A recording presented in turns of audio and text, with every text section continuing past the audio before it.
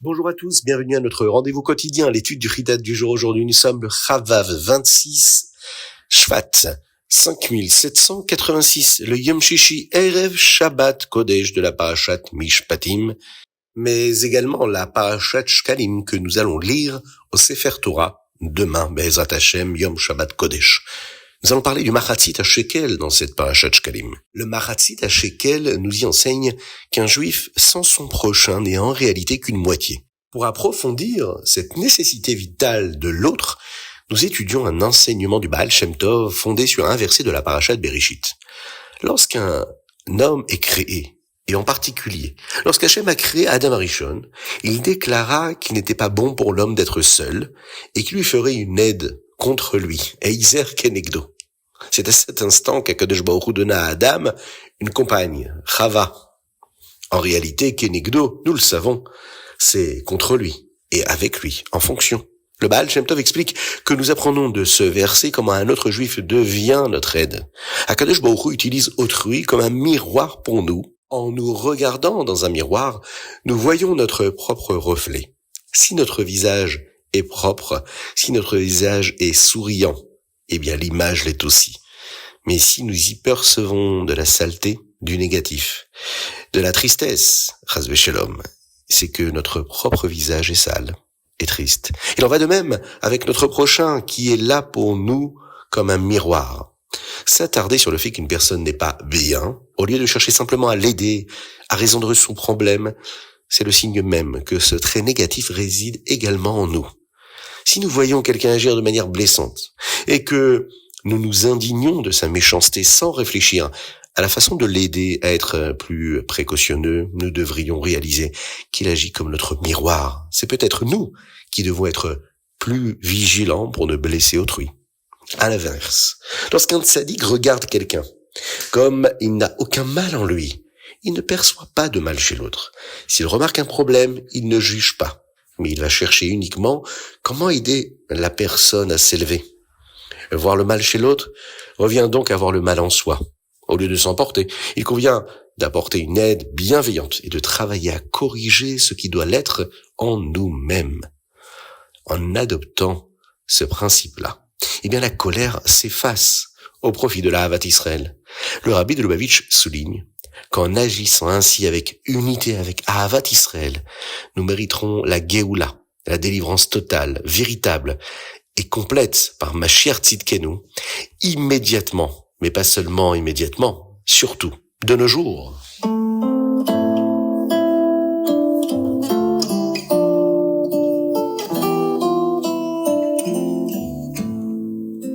Nous sommes dans le Shishi de la Parashat Mishpatim, et dans cette 6e montée accompagnée de Rashi, on nous rappelle ici qu'au moment du don de la Torah, les Juifs ressentaient la Gdusha de manière extraordinaire.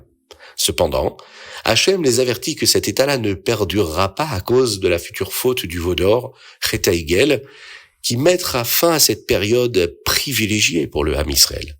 Hachem enverra alors un ange, un malach, pour accompagner le Ham Israël, et ils ne ressentiront plus sa présence comme auparavant. Pourtant, Eretz Israël va demeurer prête et les attendre. Si les Juifs accomplissent leur avoda et écoutent Dieu, il chassera les nations de la terre d'Israël pour qu'ils s'y installent. Ils ne devront adorer aucune des idoles laissées par ces nations, mais ils devront au contraire les briser. En priant exclusivement à Kadosh Baruch Hu et en évitant la Avodah Zara, c'est une promesse, le texte nous le dit. Ils recevront une récompense spéciale. Leur nourriture et leur eau seront bénies, et leur santé sera Be'ezrat Hashem préservée.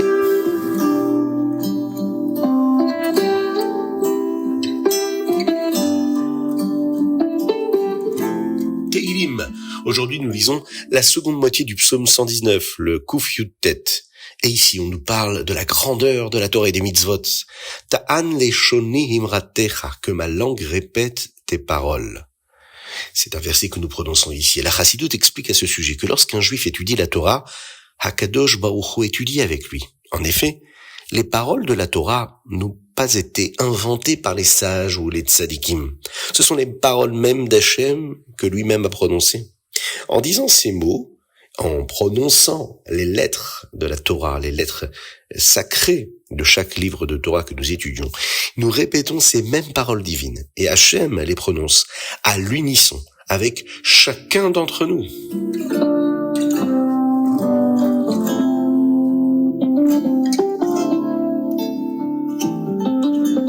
Tania, nous sommes dans le chapitre 28 du Likotei Amarim, Perek Chaf Chet.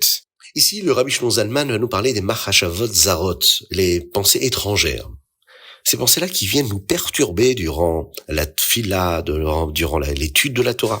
Si par exemple, au milieu de la prière de Shacharit, il y a une inquiétude ou le souvenir d'une dispute qui surgit soudainement au point de briser notre concentration, eh bien, le Admor Zaken nous dicte la conduite à tenir.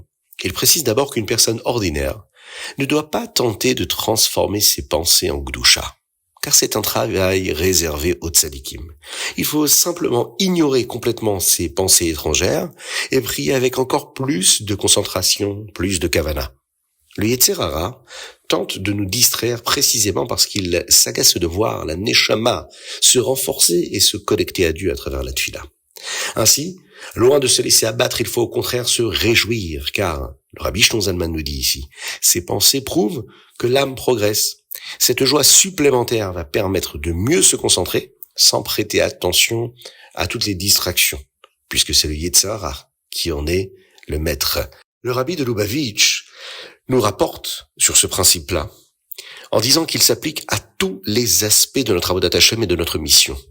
Lorsque des obstacles surgissent, ils ne doivent pas nous contrarier, mais nous faire réaliser que notre action renforce la Gdusha. S'il y a des embûches, s'il y a des épreuves, des difficultés, c'est en réalité, à travers cette opposition-là, que nous rencontrons, la preuve même que nous sommes sur la bonne route. La Gdusha, la sainteté, elle, génère de la vitalité, de l'énergie, des lumières, qui, elles, peuvent avoir leur pendant du côté négatif, qui peut devenir donc ces obstacles. C'est cette certitude-là qui doit nous donner encore plus de vitalité, de joie dans l'accomplissement de notre mission, de notre shlichut à chacun.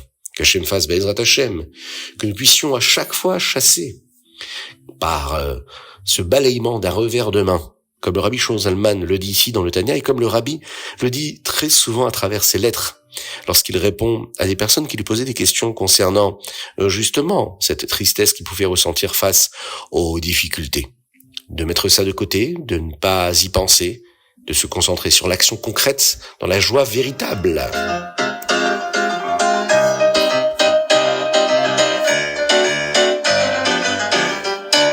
Ayom Yom, aujourd'hui 26 Shvat. Le Rabbi ici nous enseigne que l'amour que les chassidim se portent mutuellement, ainsi que celui qui lie le Rabbi et ses chassidim, constitue le Ruach Chaim, cet esprit de vie, le souffle vital de la Avodat Hashem du service divin. Cette connexion-là puise sa source dans une dimension profonde de la Neshama qui tire sa vitalité de Dieu. Cette énergie et cette vitalité-là transcendent le temps et l'espace. Et donc cet amour n'est pas limité par la distance physique ou le temps.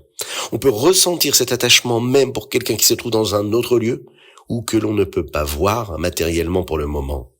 C'est en effet ce qui se passe. On pense fort au Rabbi, on pense fort à nos êtres chers et on a la capacité de les ressentir près de nous. L'attachement à Kadosh Baruch Hu se vit à travers l'attachement que nous avons à ces mitzvot, à l'étude de la Torah, à la tfila. La connexion que nous avons et les forces que nous pouvons prendre de notre attachement au Rabbi de Lubavitch, par exemple, se vit à travers l'étude de la Torah, l'étude de ces textes, l'accomplissement de ses désirs, de ses souhaits, qui nous apporteront Be'ezrat Hashem très rapidement, Mashiach Tzidkenu Bekarov Mamash.